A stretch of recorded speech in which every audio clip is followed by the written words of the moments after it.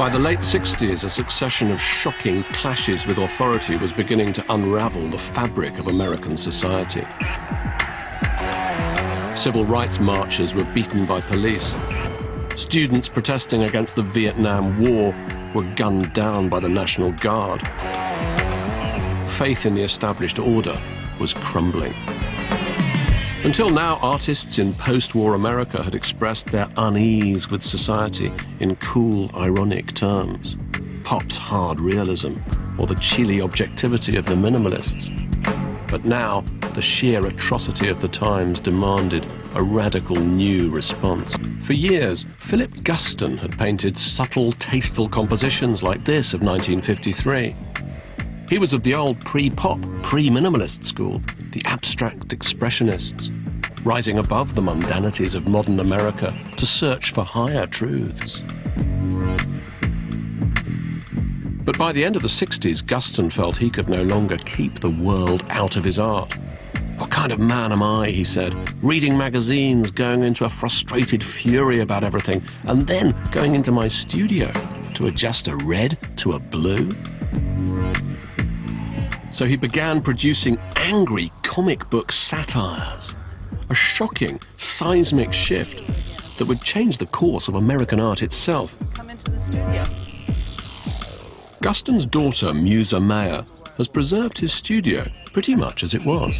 So this is the studio. Feels to me almost as if he just left it, with the painter's table still spattered in paint. I love it when there's the paint on the floor. Yes. I always think of that. We left it. I always think of that as sort of somehow as painter's blood.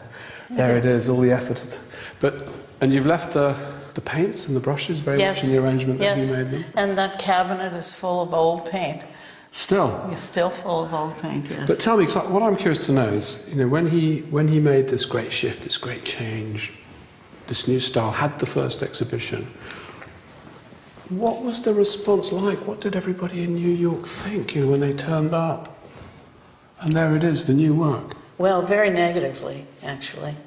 Almost universally, the critics panned the new work. They were really shocked.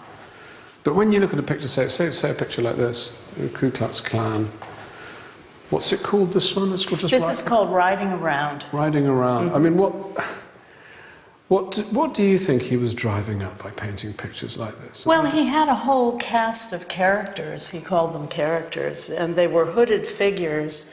And yes, they resemble Klansmen, but they have a broader meaning, I think, that has to do with concealment and what we reveal and don't reveal about ourselves. Do you think having these hooded figures looking there, cigars, do you think it's his way of saying America's a place where people are concealing things, concealing the truth from you? It's also a place full of bigotry, full of racism. It's a place...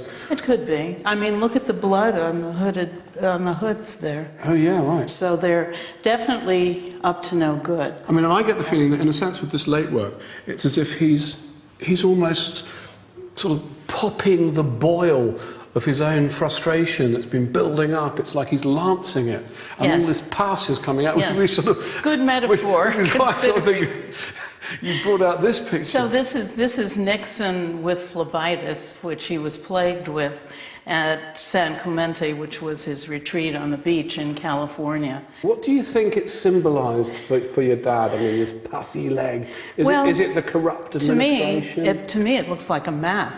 Doesn't it look like a map to you? In a way. I've always thought that this is like the body politic. Oh, that's a brilliant idea. So this is America. In a way. Seeping pus. Yeah. Seeping pus and blood with the state lines drawn in blood and pus. Yeah.